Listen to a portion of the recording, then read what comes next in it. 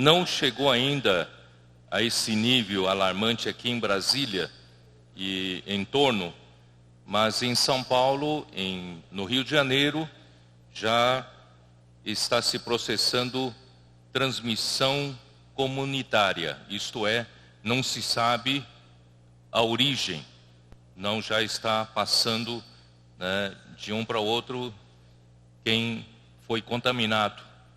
Portanto, o governo do Estado de São Paulo, também da cidade de São Paulo, a prefeitura, né, estão cancelando, né, todos os seus eventos, e o governo do Estado de São Paulo, eventos acima de 500 pessoas. Mas, irmãos, nós ainda não tivemos a direção do Senhor para cancelar esta conferência, né?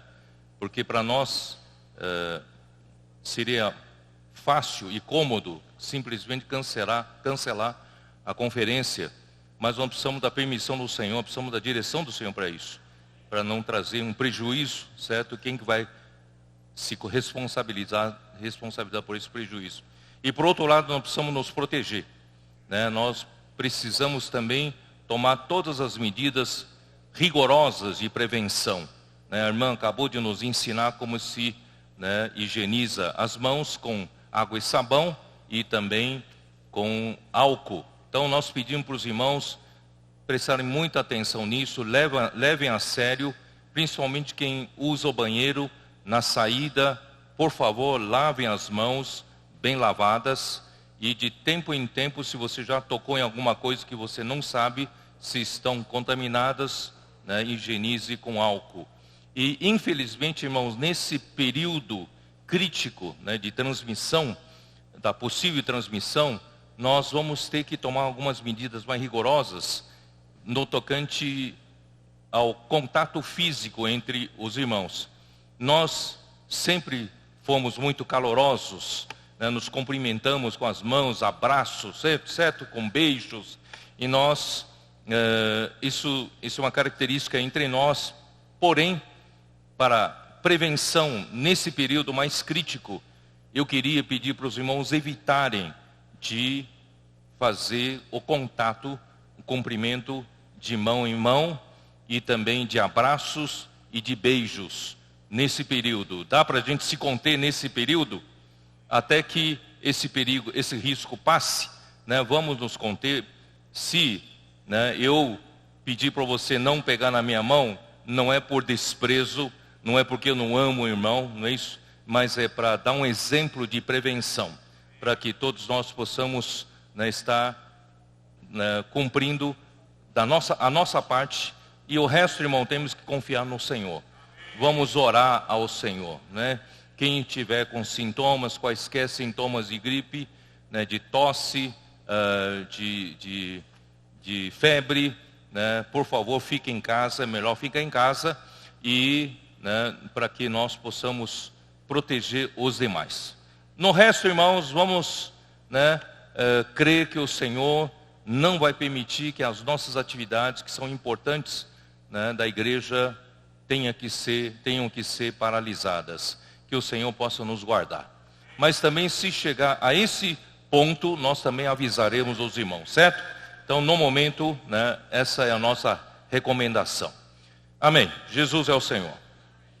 Vamos então seguir com a nossa mensagem. Esta é a mensagem 17. Semana passada já houve uma conferência em Ribeirão Preto.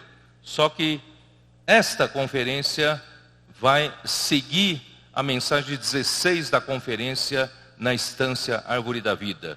Portanto, esta mensagem será 17 e amanhã 18. E essa numeração de mensagens vai seguir em São Paulo a mensagem 19 e 20, tá? E a conferência em Ribeirão Preto vai seguir 21 e 22, e de Piracicaba 23, 24. Portanto, essa conferência em Brasília, juntamente com a de São Paulo, fará parte do penúltimo alimento diário desta série, tá? Portanto, não estranhe a numeração das mensagens. Esta é a mensagem 17. Então nós vamos dar sequência ao que nós vimos na mensagem 16.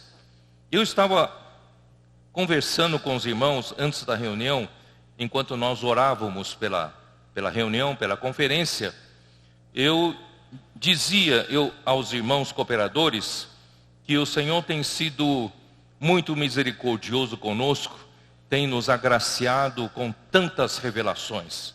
Nós nunca passamos por um período com tanta luz na palavra, com tantas revelações. Isso já não é mais uma coisa de 1 ano, talvez de 2 anos ou 3 anos seguidos de revelações sucessivas. E muitas dessas revelações são revelações inéditas que nunca alguém falou antes. E o Senhor abriu a Bíblia para nós, e principalmente através do ministério de João.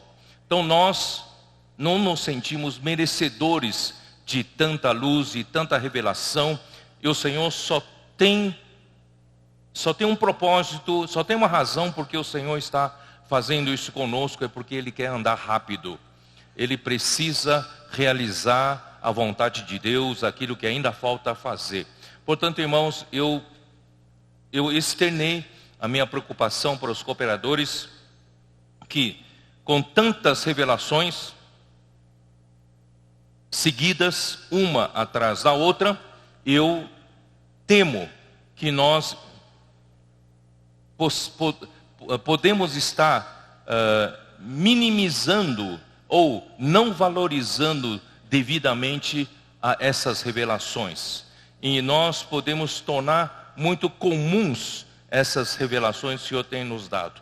Portanto, irmãos, é como se fosse, eu dizia hoje no almoço para os irmãos, é como se fosse um especialista de joias, de pedras preciosas, de diamantes. Ele fosse apresentar algumas pedras muito preciosas para você, e você sequer consegue fazer uma diferenciação entre um pedaço de vidro e um diamante.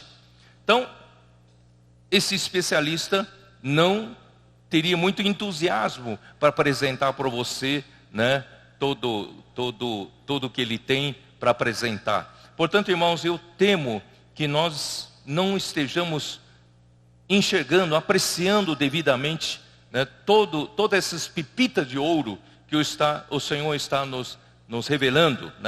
Então, e por não apreciar, por não reconhecer, e nós acabamos, como diz a Bíblia, nós acabamos pisando em favos de mel. Portanto, eu peço para os irmãos que espero que eu esteja falando com um público que aprecie aquilo que o Senhor está falando conosco, saiba descobrir quais são as pepitas de ouro, quais são as joias verdadeiras, quais são os diamantes da palavra. Que o Senhor possa encontrar entre nós pessoas que sabem valorizar o que o Senhor está fazendo conosco hoje. E eu dou graça ao Senhor que eu fico muito motivado, que quando, por exemplo, na última vez na Cesaré de Filipe, no começo do ano, no primeiro domingo do ano de 2020, eu trouxe uma pequena palavra sobre a chave que abre o livro de Hebreus, e ali estavam bastante irmãos ali, e entre esses irmãos eu sabia que havia um grupo de jovens sedentos, que eles estavam muito atentos à palavra de Deus, acompanham a palavra de Deus. Por exemplo, a palavra dessa noite, alguns já devem estar acompanhando, eles acompanham de perto, apreciam, valorizam, e imediatamente eles foram os primeiros a retirarem, extraírem pepita dessas palavras. Portanto, irmão, isso me motiva muito, porque tem gente que sabe apreciar, tem gente que sabe valorizar, e para quem está passando essa palavra, é muito importante saber que está encontrando pessoas que sabem receber, valorizar essa palavra. E por outro lado, irmãos, essa palavra não é meramente para dizer que nós temos a revelação, que os outros não têm, e saber falar sobre isso, não é isso. Essa revelação toda demonstra que nosso Senhor, Ele quer andar rápido. O Senhor quer voltar. ele não pode mais tolerar que a sua igreja anda despercebida, como todos os demais, né? O tempo passando e nós estamos cuidando de nossas próprias casas, nossos próprios negócios, nossas famílias, e não estamos preocupados com o andamento da vontade do Senhor. E se o Senhor está revelando essa palavra, porque Ele tem pressa de voltar. Ele conta conosco. E creio, irmãos, que nós que fomos tanto tempo na vida da igreja sendo investidos, né? O Senhor investiu sobre nós, né? Durante esse tempo todo, é porque o Senhor quer contar conosco. Por isso, irmãos, eu disse ontem à noite ainda para os irmãos que estavam aqui de serviço, e também eu tenho dito na instância, na primeira mensagem, que eu acredito, irmãos, eu acredito piamente que na vida da igreja está, principalmente na vida da igreja, está o grupo de escolhidos do Senhor, o grupo de futuros vencedores, são os que pagam preço para fazer a vontade do Senhor pela misericórdia de Deus, e eles ganharão o galardão dos 1000 anos.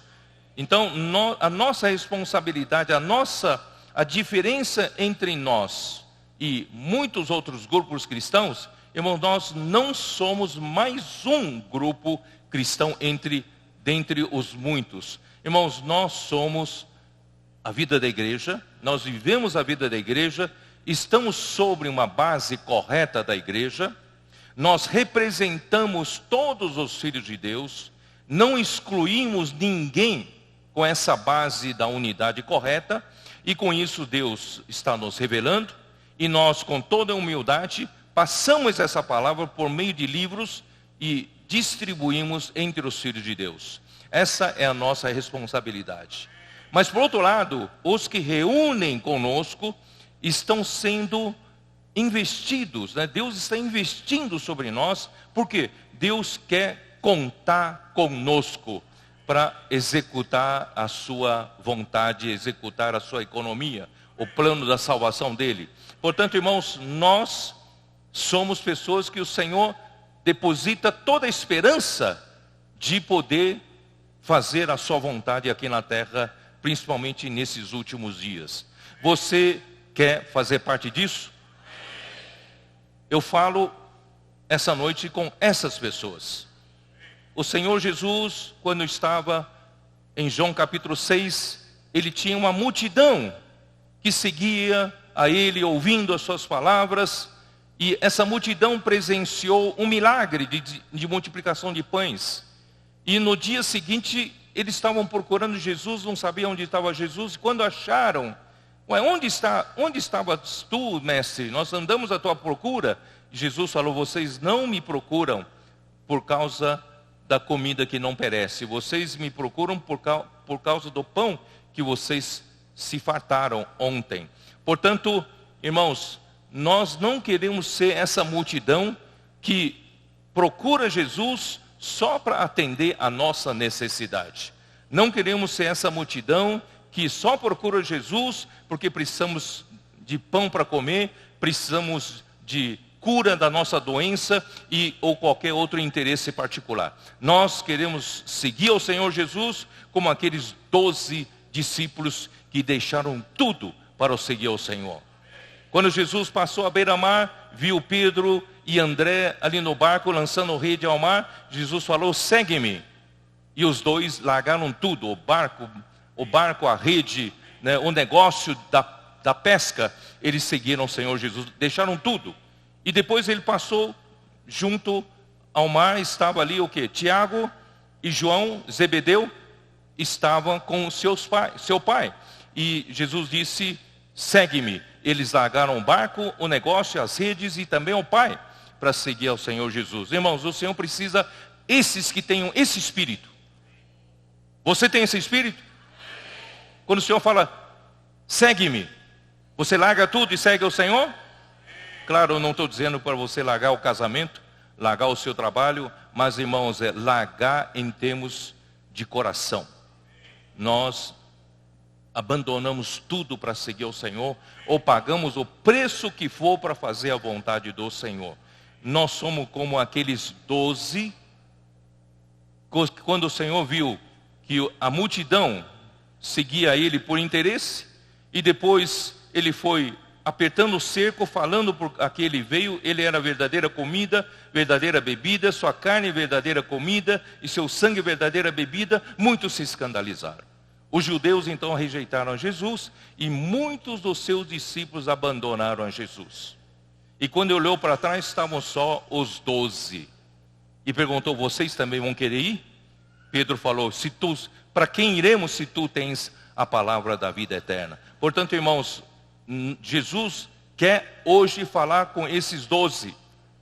Mesmo esses 12, um ainda trairia o Senhor quer falar com os 11. Essa conferência, irmãos, é dirigida para os 11.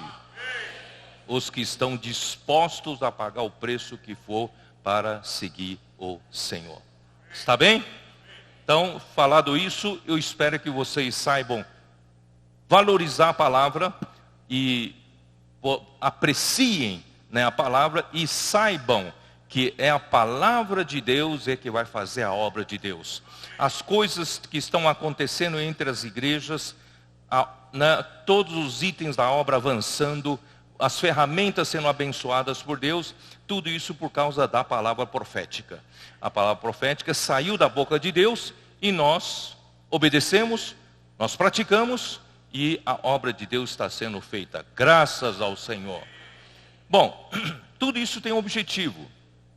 Nosso Senhor, Ele quer nos tirar desculpe-me falar assim, do lenga-lenga da vida da igreja, que não sai do lugar, né? Nós vivíamos num ritmo em que havia pouco progresso entre nós.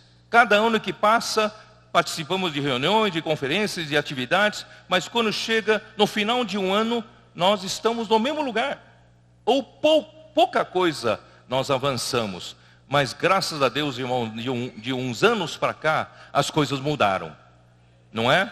Graças ao Senhor, que o Senhor começou a tirar esse ambiente de crítica, de julgamento, de ciúmes, de contendas entre nós. Nós estamos vivendo mais uma vida de amor entre os irmãos, de um suportar o outro, um orar por outro, não é isso?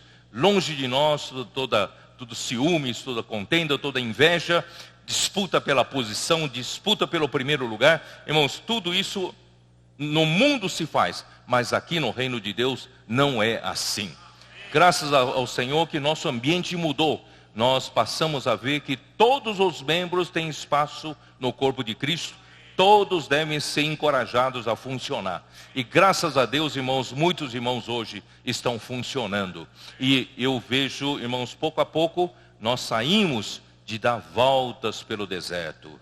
E agora estamos indo na reta final. E essa reta final significa, estamos indo à direção à boa terra de Canaã.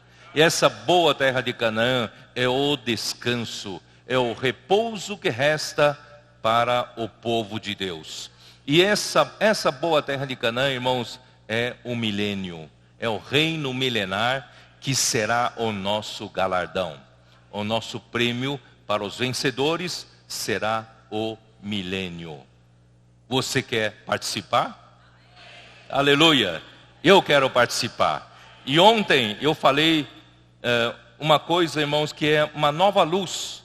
Que nova luz? Na conferência, na instância, na primeira mensagem, nós falamos um pouco de nós que somos esses escolhidos. Nós não vendemos o nosso direito de primogenitura por nada. Não somos como Esaú, que vendeu o seu direito de primogenitura por um prato de lentilha, por um conforto, não é? Por uma necessidade momentânea, né? Moisés, ele não vendeu o direito de primogenitura por prazeres transitórios do pecado. Irmãos, graças ao Senhor, nós não vendemos nosso direito de primogenitura, nós pagamos o preço que for para seguir o Senhor, fazer a vontade do Senhor. Mas o direito de primogenitura no Antigo Testamento, ele tinha tem três itens, né, que é a porção dobrada de terra que Rúben perdeu e foi para José. José ganhou, através dos seus 2 filhos, a porção dobrada da bênção e de terra. E a realeza foi para Judá e o sacerdócio foi para Levi. Portanto, irmãos, quem não vende o direito de primogenitura terá a porção dobrada de terra ou de bênção, terá o sacerdócio e terá a realeza. Mas que consiste tudo isso para nós? Para nós hoje? Se no Novo Testamento, no livro de Pedro, na carta de Pedro, Pedro fala, nós somos um sacerdócio real. Nós, todos santos do Novo Testamento, somos sacerdotes e reis. Então, que diferença faz? Onde está o direito de primogenitura para nós? Que buscamos, pagamos o preço, deixamos tudo pelo Senhor. Graças ao Senhor veio uma luz ontem. Ontem nós vimos que esse direito de primogenitura está no reino milenar. O reino milenar é para o desfrute, é uma bênção especial para o desfrute dos vencedores. Quem perdeu, perdeu. Eu não quero perder. Eu quero pagar o preço. O meu alvo é fazer a vontade de Deus. Não é lutar pelo meu conforto, pelo meu sonho, pelas minhas coisas aqui na terra, não. Hoje eu sou pela vontade do Senhor, né? Então, irmãos, eu quero esse galardão. Esse galardão seria uma bênção especial que é estar nas bodas do Cordeiro por 1000 anos. E em Apocalipse 20 fala que eles serão sacerdotes de Deus e reinarão por 1000 anos. Então tem o sacerdócio extra e a realeza extra. Então nós teremos a bênção extra, sacerdócio extra e a realeza extra. Tudo isso consiste o direito de primogenitura dos que não venderam seu direito de primogenitura, que é o milênio. Quem encara o milênio como um grande prêmio? Eu encaro. E eu busco isso. Eu quero fazer a vontade do Senhor hoje. Então, graças a Deus, essa é uma nova luz. De uma maneira prática, você tem o direito de primogenitura e deve amar esse direito de primogenitura, principalmente porque você vive a vida da igreja. Aqui você vai ter todas as chances, todas as oportunidades, irmãos, para ser um desses que ganharão um prêmio de estar reinando com o Senhor durante 1000 anos. Amém? Então, como fazer a vontade de Deus? O que Deus quer, né? O que lhe falta completar? Então, graças a Deus, em Efésios capítulo 1, nós vimos uma coisa aqui. Efésios capítulo 1, abra sua Bíblia, por favor. Efésios capítulo 1. Eu não canso de ler esses versículos, porque são versículos chaves, tão chaves. Para você entender a Bíblia, você tem que entender esses versículos. Efésios capítulo 1, versículos 9 e 10. Eu estou voltando de novo para esses 2 versículos.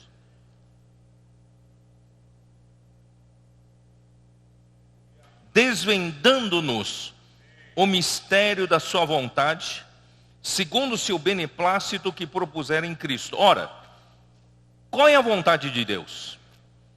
Se eu quero ser um que tenha deixado tudo para fazer a vontade de Deus, então eu tenho que conhecer que é a vontade de Deus.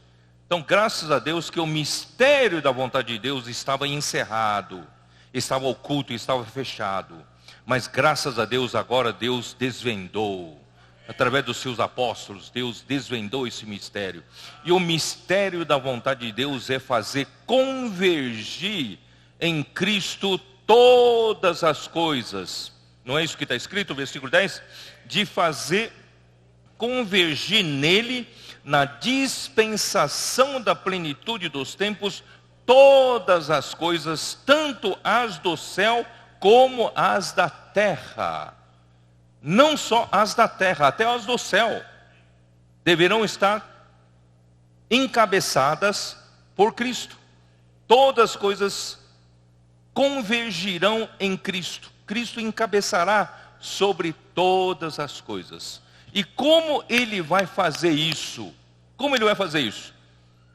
Versículo 15. Por isso também eu, tendo ouvido a fé que há entre vós no Senhor Jesus e o amor para com todos os santos, não cesso de dar graças por vós, fazendo menção de vós nas minhas orações, para que o Deus e nosso Senhor Jesus Cristo, o Pai da glória, vos conceda o espírito de sabedoria e de revelação no pleno conhecimento dele. Irmãos, é o Pai da glória. Ele é a fonte da glória. A glória vem dele. E ele próprio é a glória. Aleluia. Ele é o Pai da glória. Afinal de contas, que o Pai da glória quer de nós?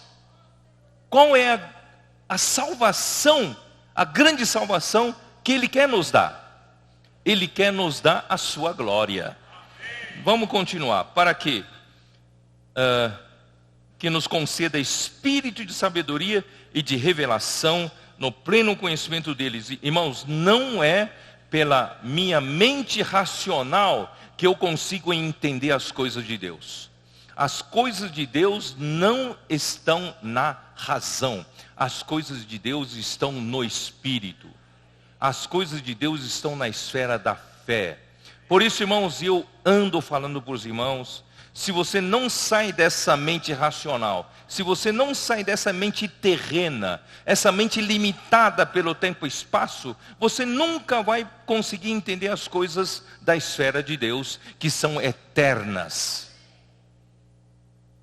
que não são limitadas pelo tempo e nem pelo espaço.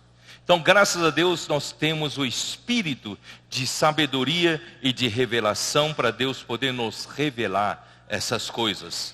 Iluminados os olhos do vosso coração. Como os olhos do nosso coração precisam ser iluminados.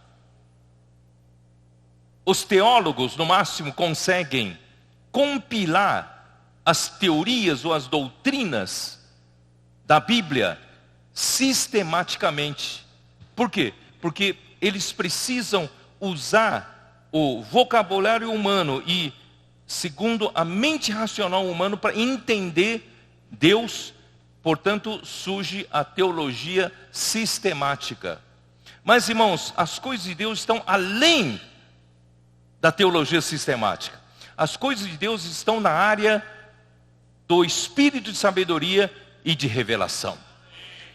Se nós queremos realmente entender Deus, nós precisamos ir até a dimensão de Deus, que não está limitado nem por tempo e nem pelo espaço. Eu já vou avisando você, porque eu vou entrar nisso daqui a pouco, tá? Ó Senhor Jesus, iluminado os olhos do vosso coração, para saberdes qual é a esperança do seu chamamento. Você sabe qual é a esperança do seu chamamento? Quando Deus te chamou, qual a esperança dele? Você sabia disso ou não? Qual a esperança do seu chamamento? Qual é a riqueza da glória da sua herança nos santos? Você não sabe que a herança que você recebeu desde que Deus te chamou é cheia de riqueza de glória. Deus quer te encher de glória. Deus quer te glorificar. Qual é a suprema grandeza do seu poder para com os que cremos, segundo a eficácia da força do seu poder? Irmãos, Deus, Ele tem o maior poder desse universo. E a suprema grandeza do seu poder, Ele, o quê? Ele ressuscitou a Jesus dentre os mortos, versículo 20, fazendo-o sentar à sua direita nos lugares celestiais. Irmãos, isso é tremendo. Isso você só vai entender no livro de Hebreus, quando a gente explicar melhor.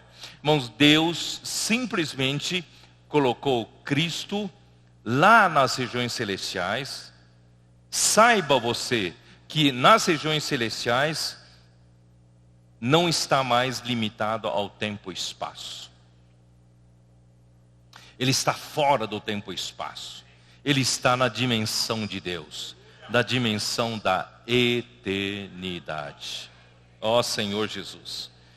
E acima, Ele está acima de todo principado e potestade, e poder, e domínio, e de todo nome que se possa referir, não só no presente século, mas também no vindouro. Ele pôs todas as coisas debaixo dos seus pés, e para ser o cabeça sobre todas as coisas, Deus o deu à igreja.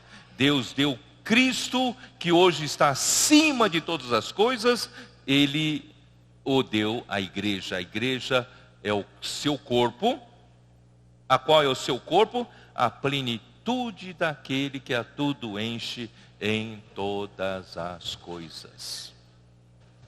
Eu vou fazer você pensar mais um pouco. Onde está Deus? Quem sabe onde está Deus? Onde está o trono de Deus? Deus está no terceiro céu, não é isso? O seu trono está no terceiro céu.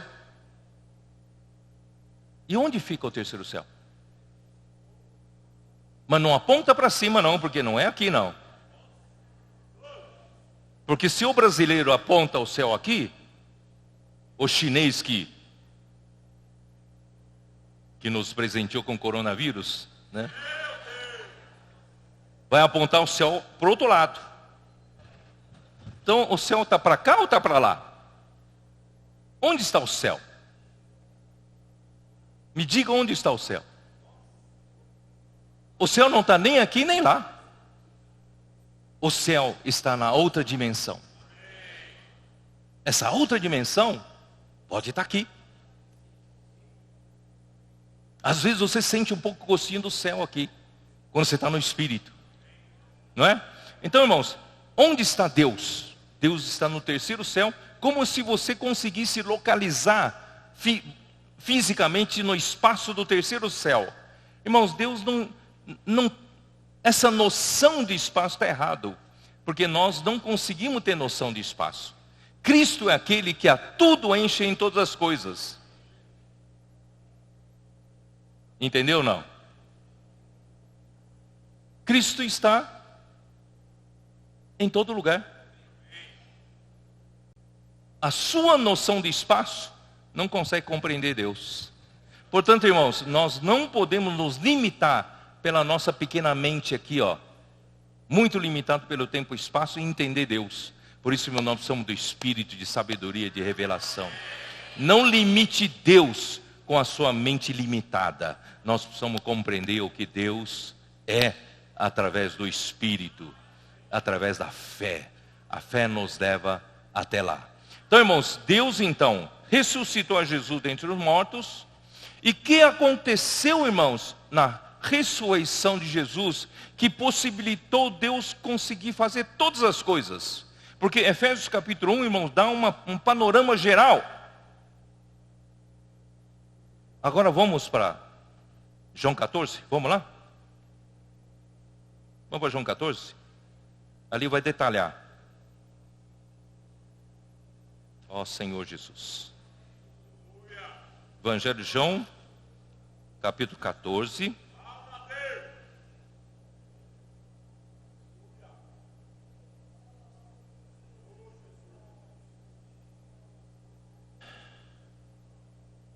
É maravilhoso o que Deus quer fazer conosco. Eu não sei que Deus viu em nós. Porque o homem é tão especial para Deus. Não entendo. Entre os seres humanos, Deus só teve muito desgosto. A história humana, irmãos, é recheada de rebeldia, murmuração, incredulidade. É ou não é? E nós erramos a toda hora. Deus criou o homem de uma maneira pura, de uma maneira boa. E o homem caiu na conversa da serpente. E perdeu a simplicidade. E passou a viver pelo certo e errado, pelo seu senso de julgamento, pela sua própria avaliação. Ele acha que ele pode avaliar. Mesmo quando Deus fala com ele, ele precisa avaliar o que Deus fala para ver se ele aceita ou não aceita. Irmãos, olha a complicação do homem. Mas mesmo assim Deus tem muita misericórdia de nós. O que Ele planejou é um propósito eterno. Ele não vai mudar nunca. Então, irmãos, é como em Hebreus capítulo 1 fala, capítulo 2 fala, que é o homem que dele te lembres, e o filho do homem que o visites. Fizeste por um pouco menor que os anjos, mas de glória e de honra o coroaste. Senhor, o que nós temos de bom? Nada. Mas Deus planejou, quando criou o homem, Ele planejou o destino da glória para o homem. Ó Senhor Jesus. Por isso, irmãos, Jesus estava indo. Ele dizia para os seus discípulos, os seus 11 discípulos, que ele tinha de ir morrer. E ao terceiro dia ressuscitaria. Ele deu a entender aos seus discípulos que era a última ceia da Páscoa que iria comer juntamente com seus discípulos. E no meio da ceia, ou antes da ceia, enquanto os discípulos uns esperavam pelos outros para lavar os seus pés, quem é o maior, quem é o menor? Eu não sou o menor, né? Eu espero o menor lavar os meus pés, mas ninguém queria ser o menor. Jesus então cingiu-se de toalha e tomou uma bacia de água e começou a lavar os pés dos discípulos. Olha só, Jesus lavando os pés dos discípulos. Quando chegou nos pés de Pedro, Pedro falou, não, de modo nenhum, não me lavará os pés. Jesus falou assim, se você não me deixar lavar os seus pés, não tem parte comigo. Opa, então lava minhas mãos, meu corpo, lava-me tudo. Jesus falando, não precisa também.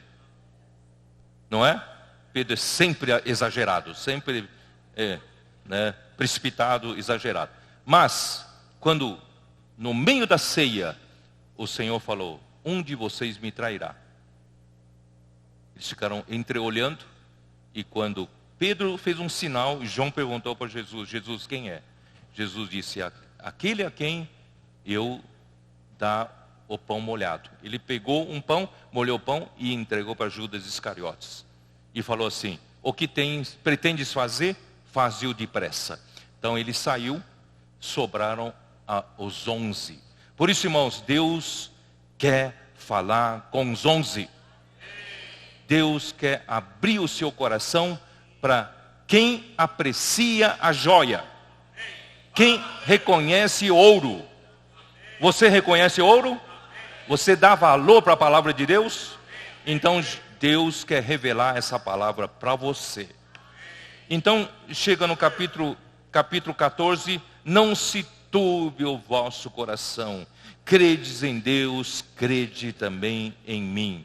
Na casa de meu pai há muitas moradas. Se assim não fora, eu vou-lo teria dito, pois vou preparar-vos lugar.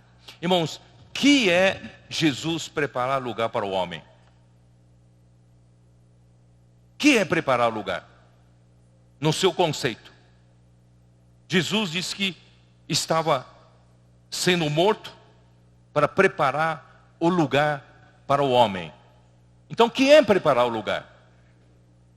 O que é preparar o lugar?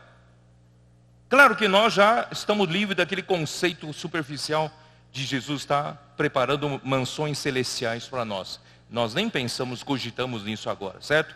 Então nós sabemos que Jesus iria morrer porque ele precisava preparar lugar para o homem. Mas como ele prepararia o lugar para o homem? Já pensou nisso?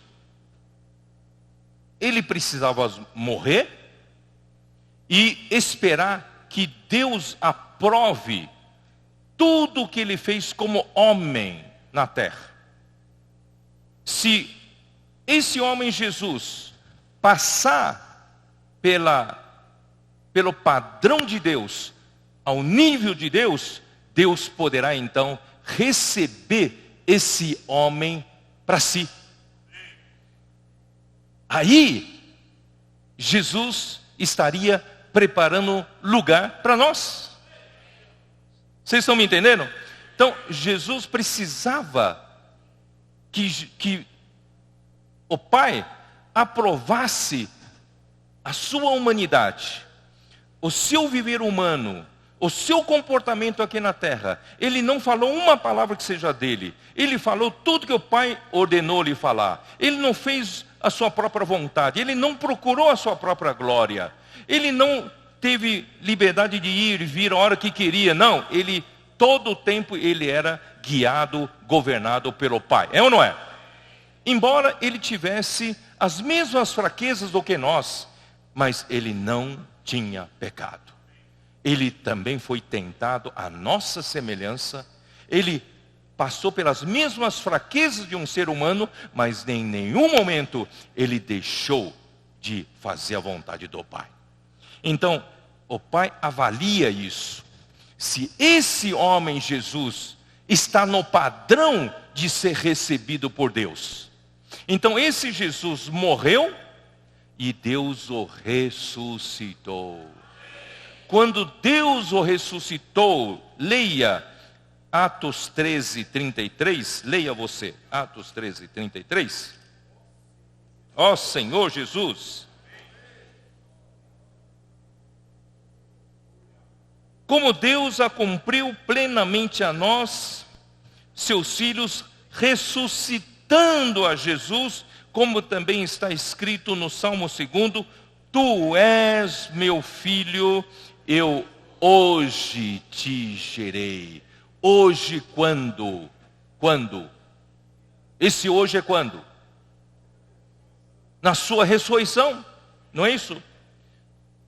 Porque no versículo 34 diz assim, e que Deus o ressuscitou dentre os mortos, para que jamais voltasse à corrupção, né? Então, foi na ressurreição que Deus disse, Tu és o meu filho, eu hoje te gerei.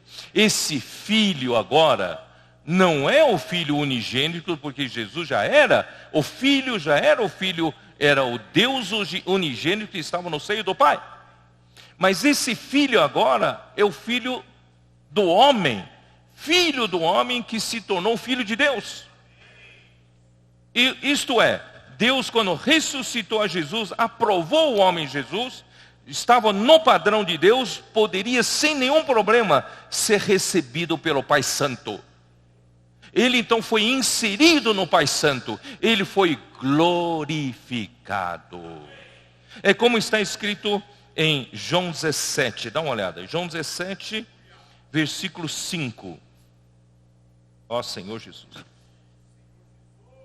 Estou falando aqui na raça. Eu esqueci o esboço aqui na minha mochila. Não adianta trazer aqui para eu deixar de lado, certo? Então, o Senhor já me fez deixar aqui, né? Por enquanto não preciso não. Então, vamos depender da linha do Senhor, né? João 17, 5. E agora, glorifica-me, ó Pai, contigo mesmo. Então, quem é a glória? Glorifica-me, ó Pai, contigo mesmo. Então, quem é a glória? É o Pai. Com a glória que eu tive junto de ti, antes que houvesse o mundo. Isto é, antes de ter criado o mundo, o Filho unigênito do Pai estava na glória do Pai. Estava junto do Pai em sua glória. Estou certo ou não estou certo? É isso que esse versículo fala. Mas por que Jesus precisava pedir ao Pai que o glorificasse se ele já estava na glória do Pai?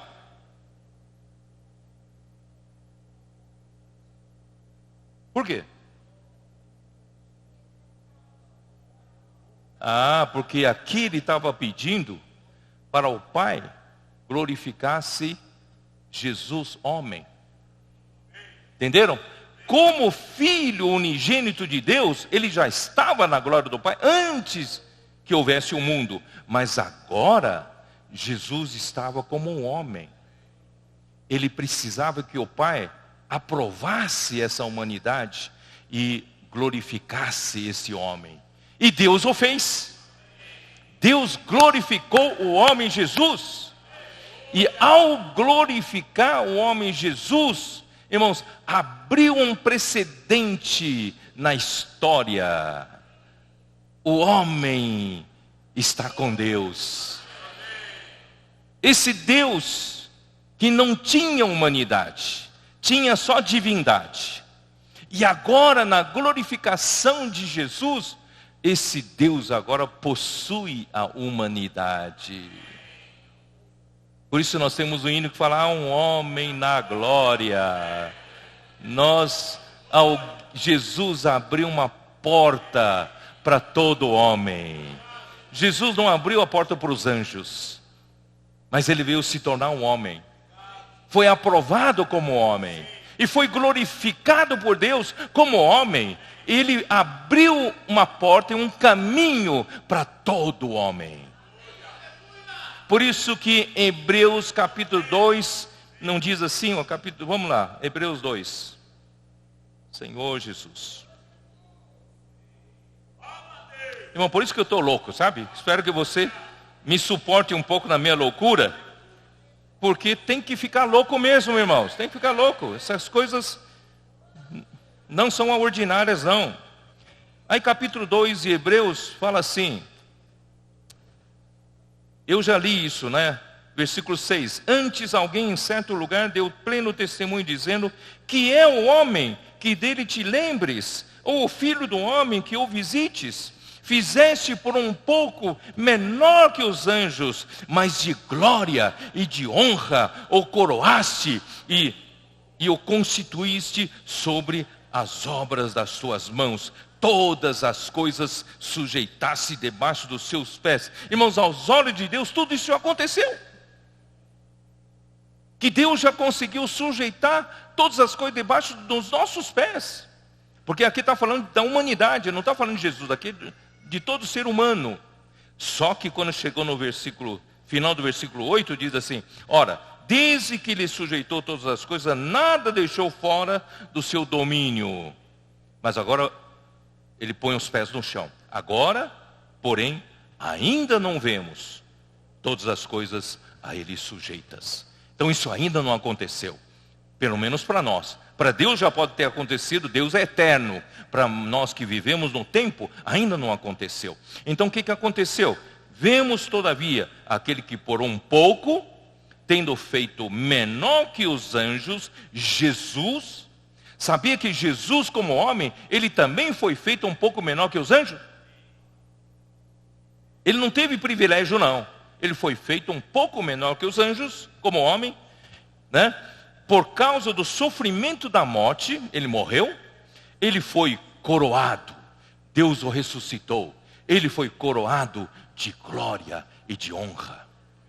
Ele foi recebido por Deus o Pai, para dentro da sua glória, ele foi glorificado.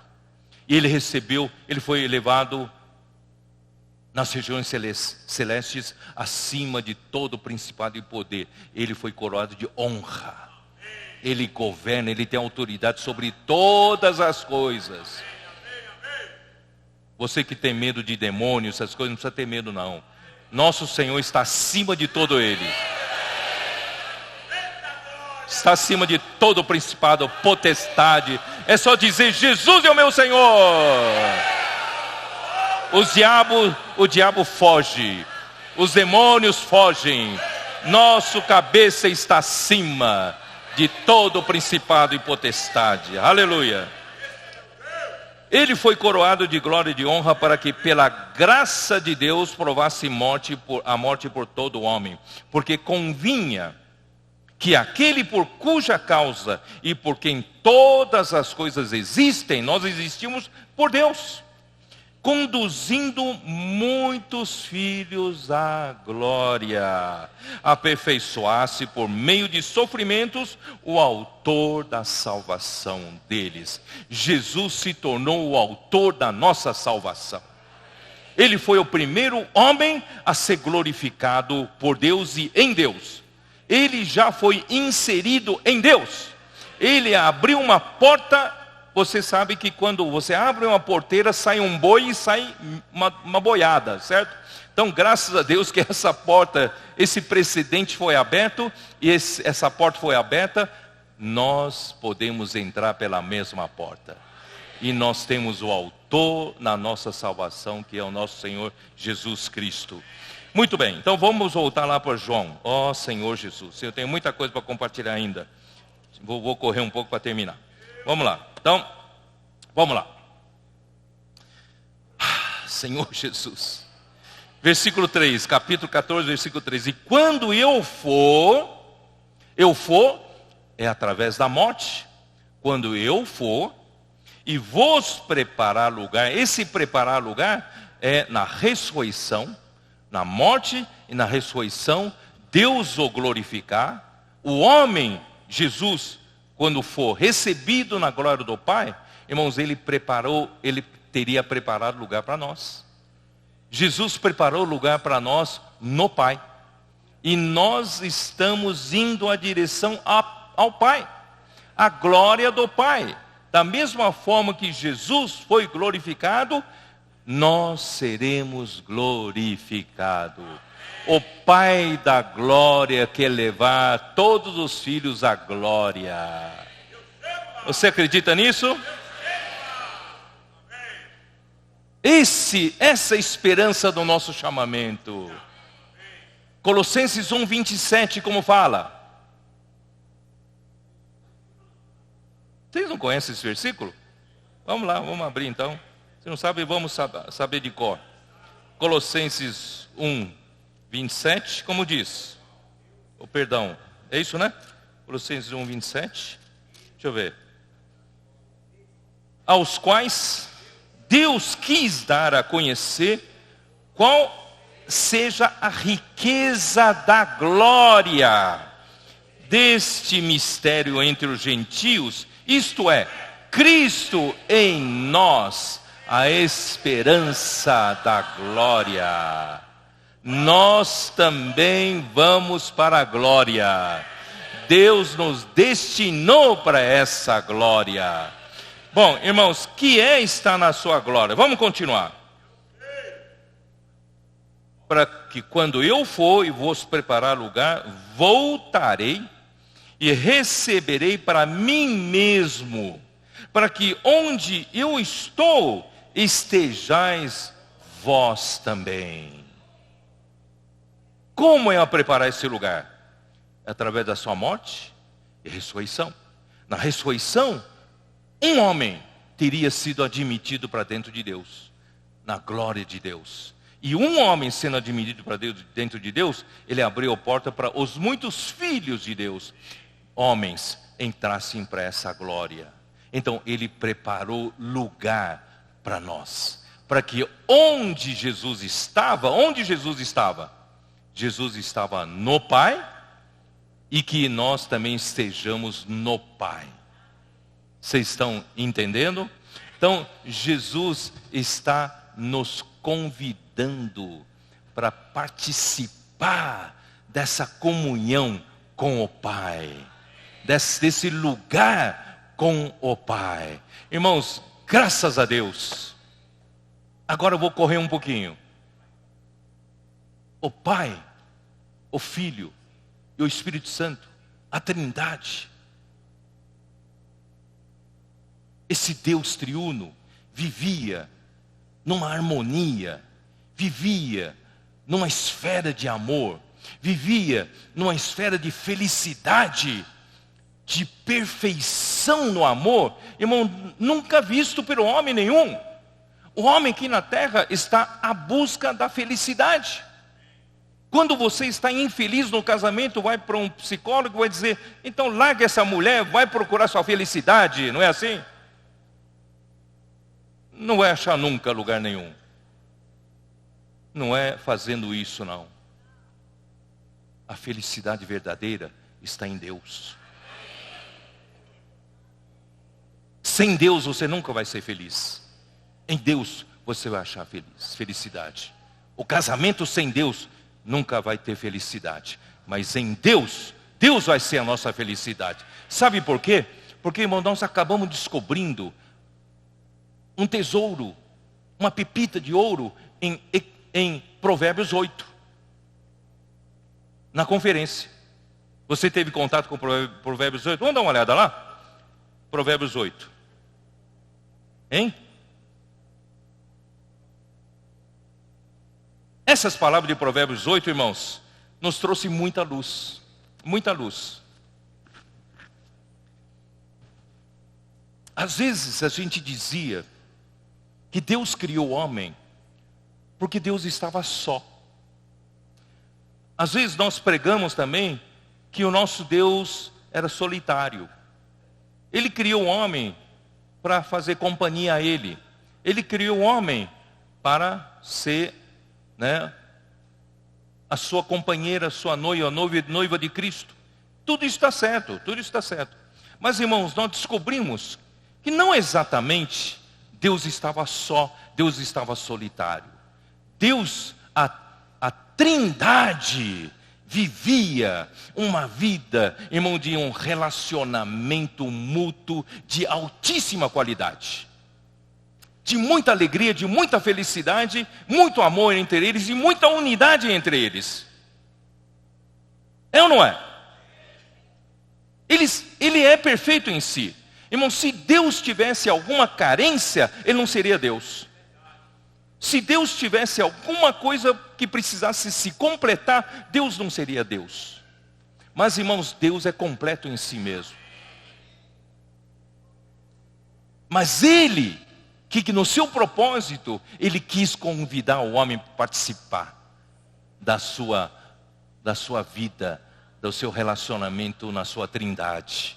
Irmãos, é Deus, não é pela sua carência não. Deus quis, por amor a nós, Deus quis nos criar para nos convidar para participar dessa alegria, dessa verdadeira felicidade.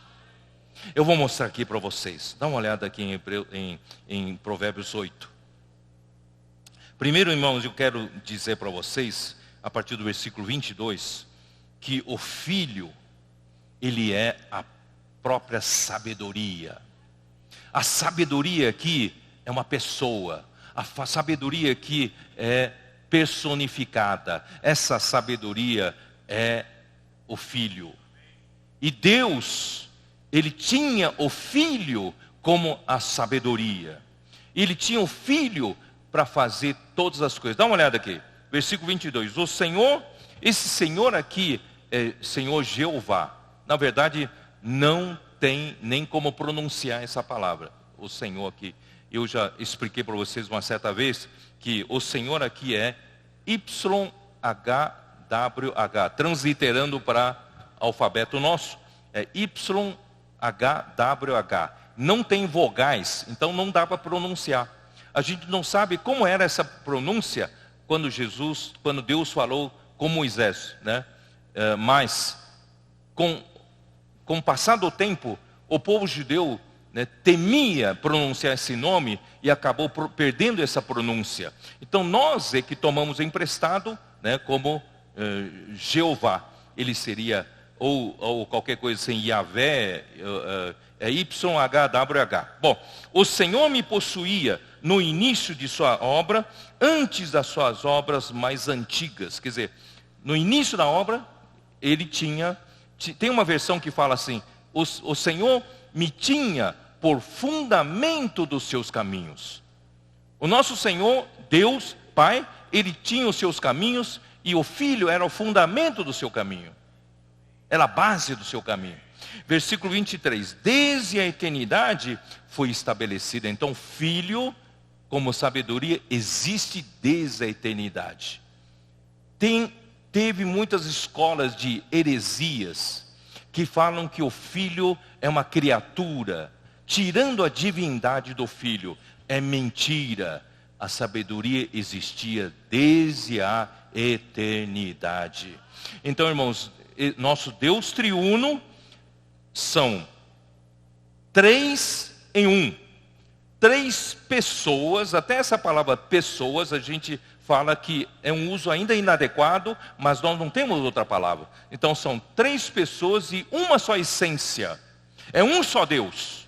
Um só Deus em três hipóstases, em três pessoas. E essas três pessoas coexistem. Não é que surgiram depois um ou outro. Eles coexistiam de eternidade até a eternidade. Essa é a sua coexistência. Tem que ficar claro isso, senão vira heresia.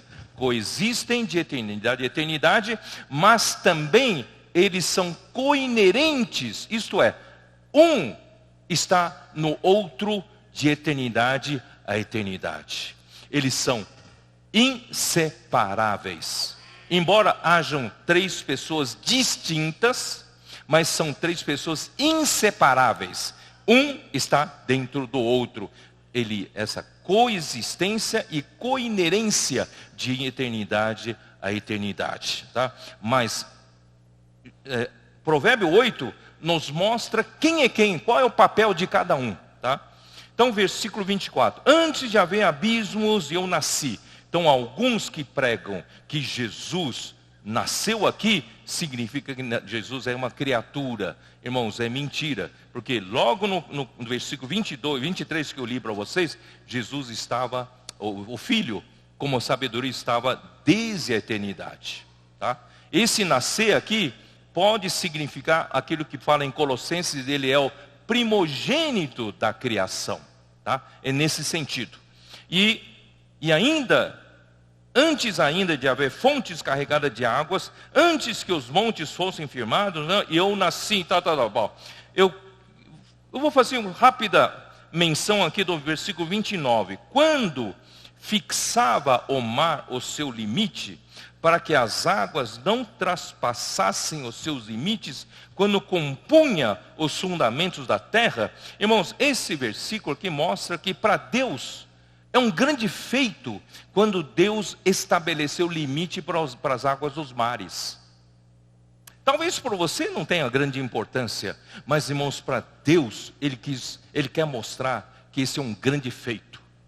Porque se Deus não tivesse estabelecido esse limite, nunca iríamos ter a terra do jeito que nós temos hoje. Porque as forças das ondas do mar, a energia gigantesca das ondas do mar, iriam corroer toda a terra, e no fim, irmãos, a terra iria ser totalmente derrubada, vamos dizer, viraria quase que um pântano. Águas rasas, mas toda invadiria a terra, certo? Mas como Deus fez para segurar as águas do mar? Você sabe que quando a água, quem mora no litoral, quando a água começa a avançar, às vezes algumas casas de praia começam a avançar e começam a comer a terra, e algumas casas começam a cair, a engenharia marítima começa a estudar, né, a situação, e geralmente faz umas linhas dentro do mar, nós chamamos de enrocamentos. Vocês já viram isso? Eles colocam umas pedras, rochas, ou aquela coisa cheia de pontas feitas com concreto, eles jogam uma linha para dentro do mar para quebrar as ondas, quebrar a energia das ondas para não invadir mais a terra. Vocês já viram isso ou não? Já viram isso? Você já viu, né? Então a força das ondas do mar, a energia, irmão, quem consegue segurar? A água do mar, dos oceanos, irmãos, conforme a passagem da lua, conforme a passagem do sol, né? De um lado, as águas são puxadas por um lado, depois voltam para cá. Você imagina essa força? Não é uma banheira de água. Não é só a banheira de água, você mexe um pouco a banheira, né? Imagina, é um oceano todo, jogando a sua energia toda na praia. Irmãos, iria invadir toda a terra. Aí não teria terra para nós vivermos. Não haveria terra para Deus poder, né, usar para o seu propósito. Então Deus falou, eu estabeleci limite para o mar.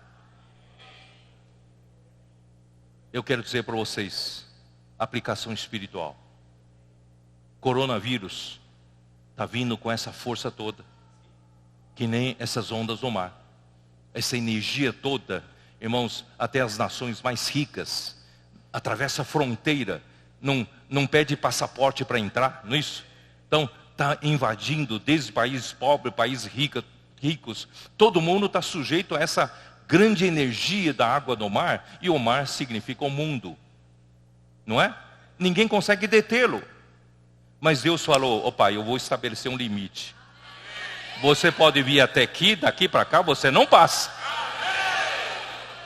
Por isso nós precisamos orar, nós vamos colocar um limite, vamos dizer: vem até aqui, mas daqui não passa. Não vai prejudicar a economia de Deus, não vai prejudicar a vida da igreja, não é? Não vai prejudicar o avanço da obra de Deus. Vamos orar. Mas como é que Deus para isso? Vou mostrar para vocês. Jó 38, dá uma olhada em Jó 38. Jó 38, versículos de 8 em diante. Deus falando por Jó: ou quem encerrou o mar com portas, quando irrompeu da madre, quando eu lhe pus as nuvens por vestidura, escuridão por fraldas, quando eu lhe tracei limites, e lhe pus ferrolhos e portas, e disse: até aqui virás, e não mais adiante, e aqui se quebrará o orgulho das tuas ondas. Vamos orar sim para Satanás. Você até aqui pode vir, mas daqui você não passa. Amém? Mas como é que Deus segura? Em termos de engenharia, eu estudei engenharia. Como é que Deus consegue segurar essa energia toda? Qualquer obra de concreto que o homem fizer ali é derrubada. Ninguém consegue segurar as ondas do mar. Olha só como Deus fez. Está em, acho que Jeremias 5:22. Dá uma olhada em Jeremias 5:22.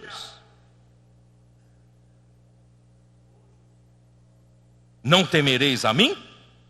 Diz o Senhor, não temereis diante de mim, que pus a areia para limite do mar, limite perpétuo, que ele não traspassará. Ainda que se levantem as suas ondas, não prevalecerão. Ainda que bramem, não o traspassarão. Pequenos grãos de areia na praia do mar. Você não sabe por que eles estão ali na praia do mar. Estão dissipando a gigantesca energia das ondas do mar. Aquela energia gigantesca do mar que vem rugindo. Mas quando chega nas areias, essa energia toda gasta para revolver as areias, e essa energia vai acabando, vai reduzindo. Vocês percebem? Vem que... Aí volta, a areia volta. Aí vem outra onda, e chega nas areias, revolve as areias, a areia está matando a energia das ondas do mar.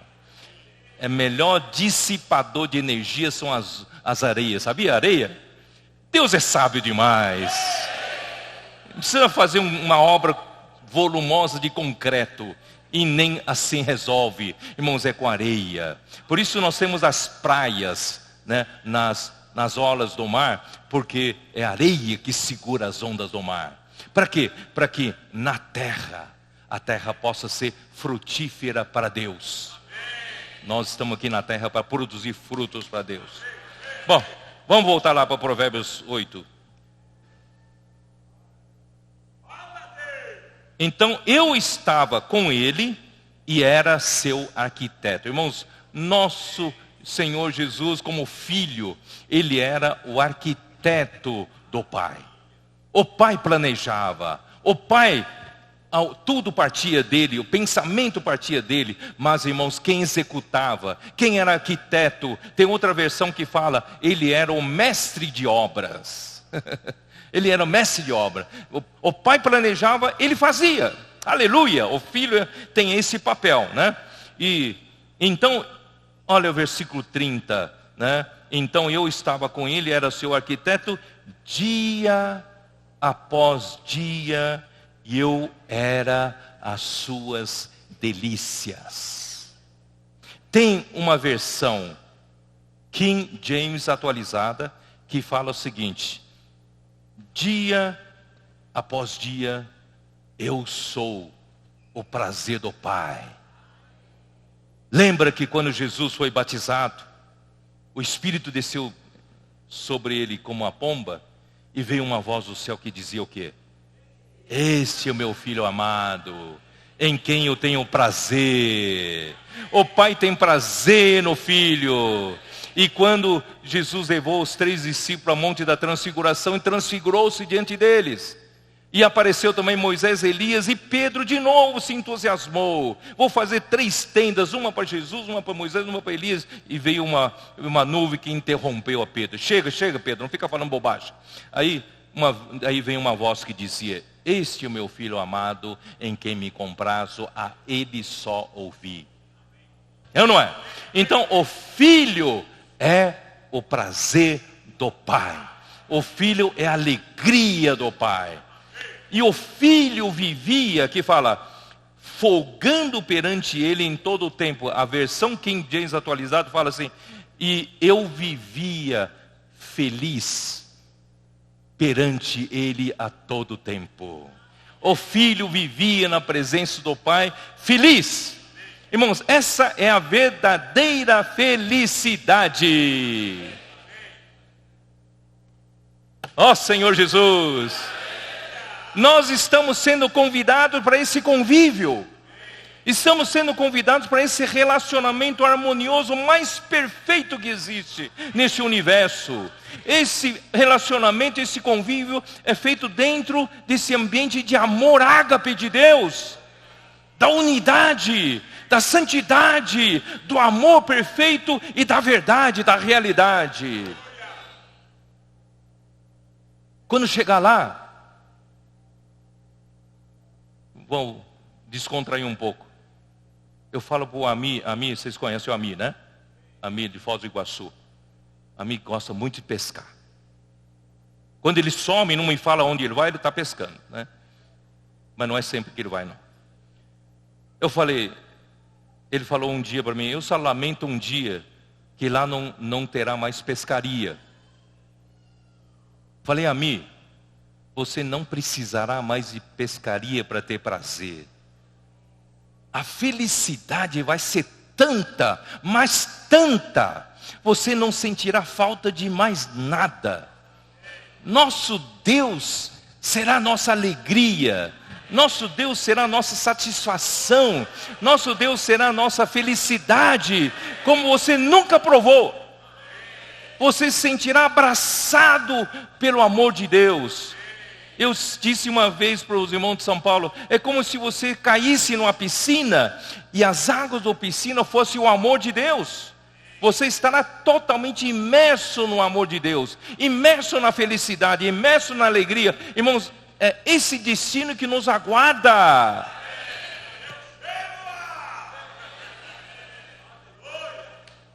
E Deus convida você: vem.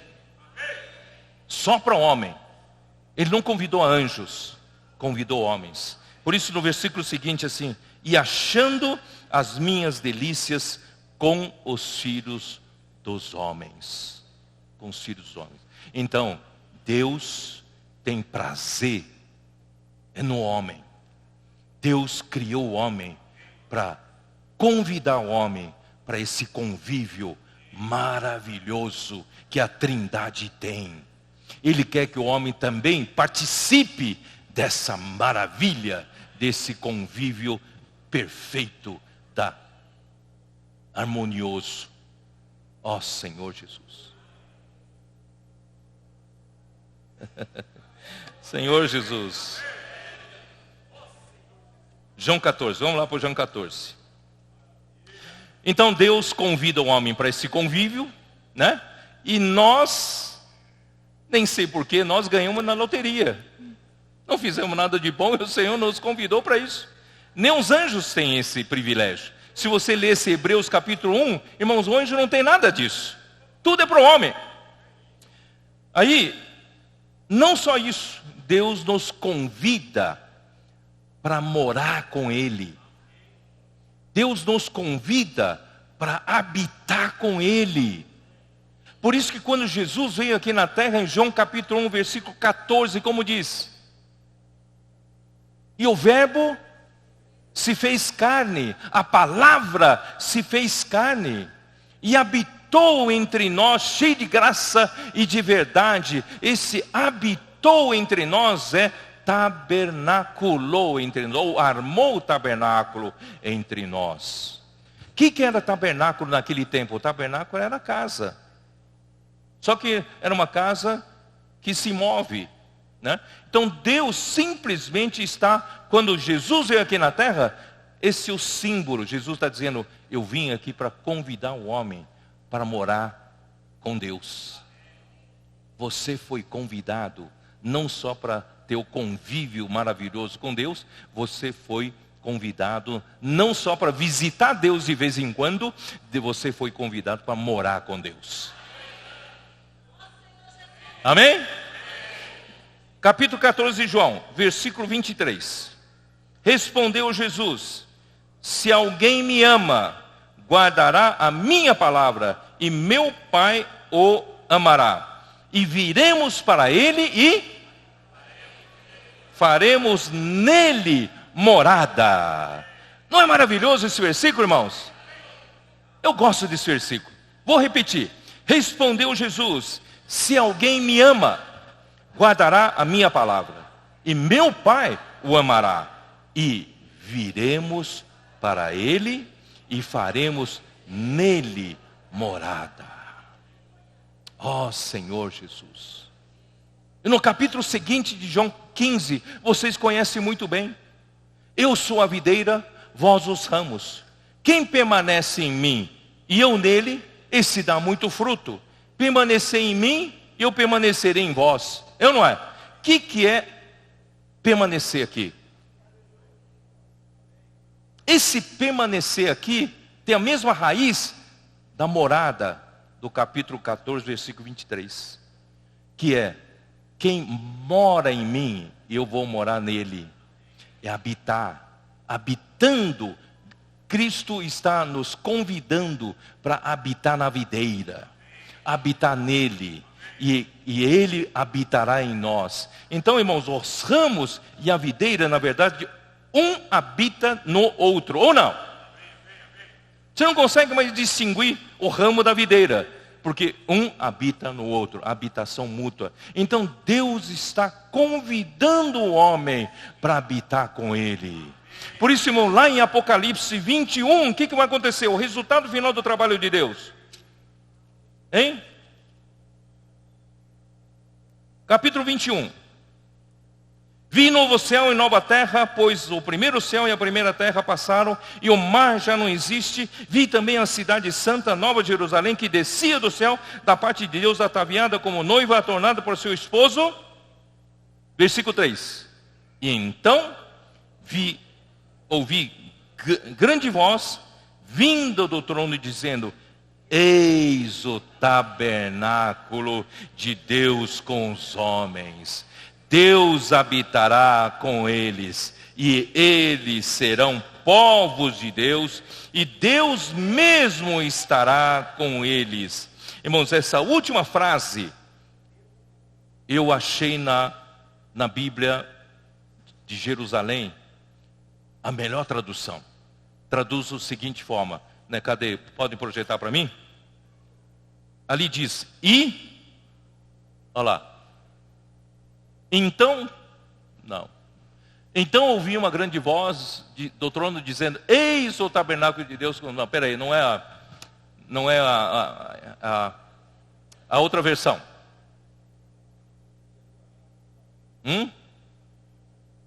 A Bíblia de Jerusalém. Cadê o Puia? Ô Puia. Então vou traduzir. Essa última frase aqui: e Deus mesmo estará com eles. Essa frase é assim: e Ah, agora apareceu, né? Eis a tenda de Deus com os homens, Ele habitará com eles, e eles serão o seu povo, e presta bem atenção ali, ó. E Ele, quem é esse Ele? Deus com eles, será o seu Deus. Quem é esse Ele? É Deus. Só que Deus agora não é simplesmente Deus, é Deus com eles. Deus com os homens. Irmão, Deus na eternidade futura, Ele não conseguirá mais se livrar de nós. Nós vamos estar, o quê? Habitando juntamente com Ele. Para sempre, irmãos. É ou não é maravilhoso?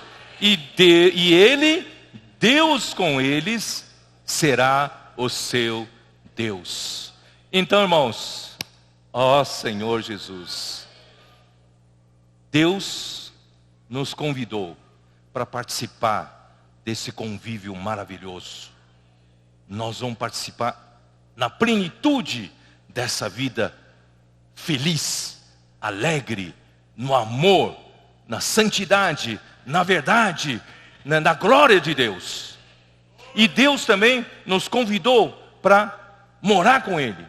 Em outras palavras, esse Deus coinerente, a trindade coinerente, um habita dentro do outro, nós somos convidados para participar, morar com eles. Mas agora, irmãos, eu preciso chamar a atenção uma coisa. Então aqui dá uma ideia de que então nós somos o quarto elemento, além da trindade. São a trindade, Deus, Pai, Filho e Espírito Santo, e o homem. Então seria assim, agora então é 4 em 1? Só que, irmãos, se a gente falar assim, heresia. Não é 4 em 1, ele continua 3 em 1. Mas onde entra o homem? O homem foi introduzido na comunhão por meio do Filho. É ou não é? Voltando lá para João 14, eu vou provar isso para vocês. João 14. E não consegui mostrar ainda a eternidade. Ó Senhor Jesus. Vamos lá. João 14. Vou falar de novo João 14, bem devagarinho para vocês entenderem. Versículo 3. E quando eu for e vos preparar lugar, isso vocês entenderam. Jesus morreu, ressuscitou, e na ressurreição, Deus glorificou o homem Jesus, abriu espaço para preparar lugar para o homem, não é isso? Ele voltará como Espírito da verdade, como outro Consolador. Presta bem atenção daqui para frente. Voltarei e vos receberei para mim mesmo. Ele não fala imediatamente, eu colocarei vocês no Pai. Vocês entenderam? Eu vos receberei, é isso, né? Eu vos receberei para mim mesmo. Eu sou o elemento que coloca vocês no Pai. Para que onde eu estou, estejais vós também. Então, Jesus é por meio de quem nós fomos inseridos em Deus. Então não diga heresia de que será 4 em 1. Nós seremos esse quarto elemento, mas colocado no Filho. E por meio do Filho, nós vamos participar dessa vida com a Trindade. Vocês estão me entendendo? E nós vamos participar desse habitar mútuo da Trindade. E sempre por meio do Filho. Ó Senhor Jesus. Então só para vocês não irem embora, por causa do tema que eu coloquei aqui, o Espírito Eterno. Irmãos, eu quero só falar um pouquinho bem rápido para encerrar a mensagem de hoje. E amanhã eu explico melhor. Quando cheguei nesse ponto, vocês perceberam que eu realmente saí como que fora de si. Eu fiquei louco. Falei, não é possível Deus ter preparado essa coisa toda para o homem, que eu não mereço, o homem não merece isso. Deus preparou tudo isso. Mas, irmãos, a coisa é tão além da nossa imaginação, que parece impossível de alcançar. É ou não é? Não parece impossível de alcançar? Nós temos que chegar no padrão de Jesus, uma vida perfeita, uma vida humana perfeita. Para nós chegarmos ali em santidade, em verdade, em amor e glória, não é isso? E unidade. Irmãos, parece ser tão impossível. Mas, irmãos, Deus me mostrou que o livro de Hebreus, ele mostra o passo a passo do plano microeconômico de Deus. No esboço de Deus, Deus mostrou para nós em João 14 até 17, o que Deus vai fazer conosco, nos glorificando. Mas, irmãos, em Hebreus, nos mostra o passo a passo.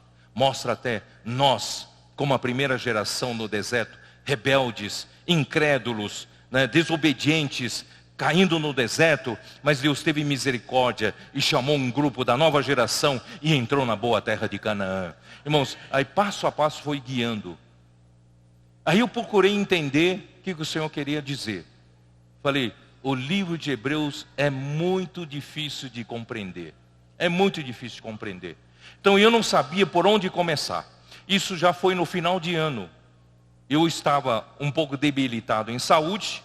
Eu consegui, pela misericórdia de Deus, atender a última conferência lá em Natal, né?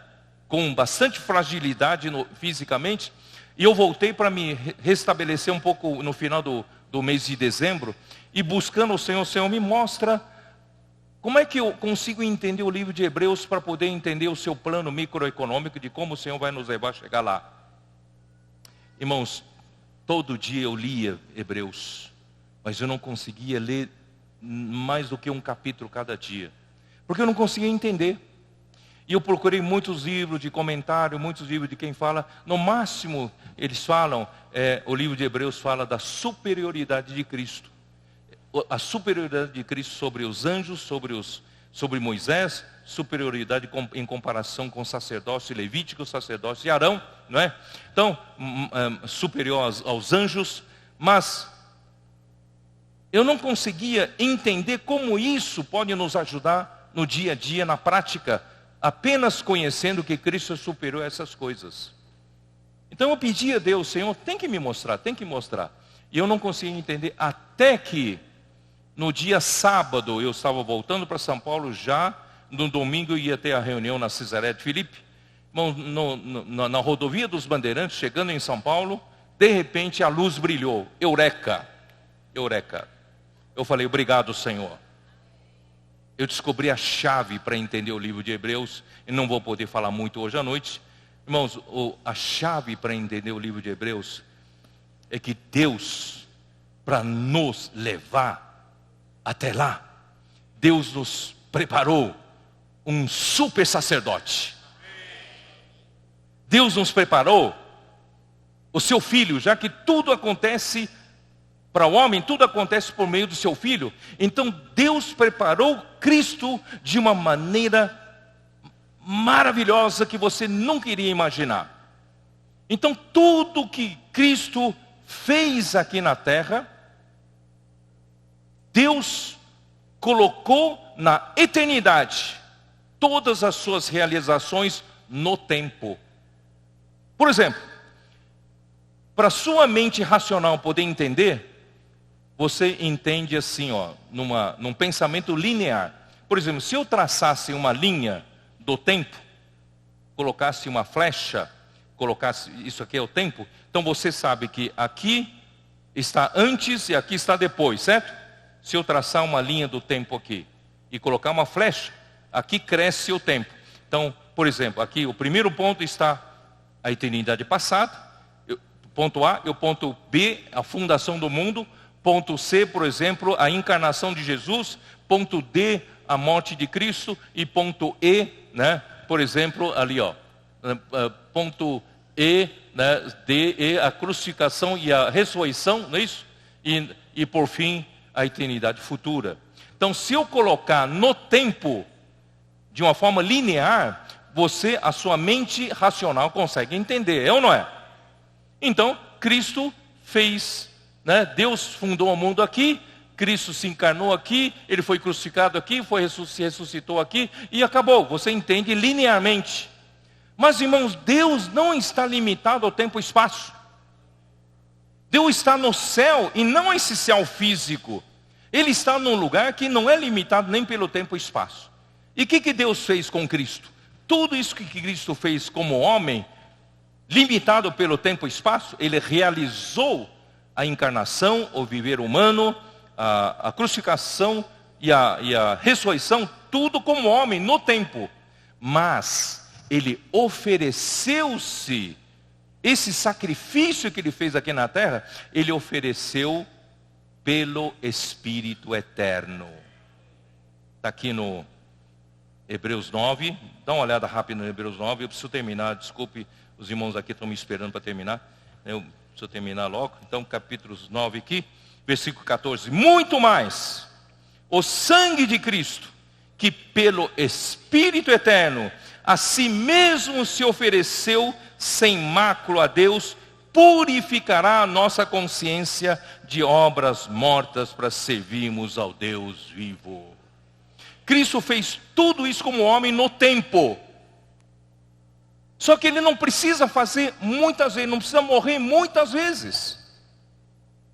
Ó Senhor Jesus. Ó Senhor Jesus. Aqui ó. No capítulo 9, versículo 26.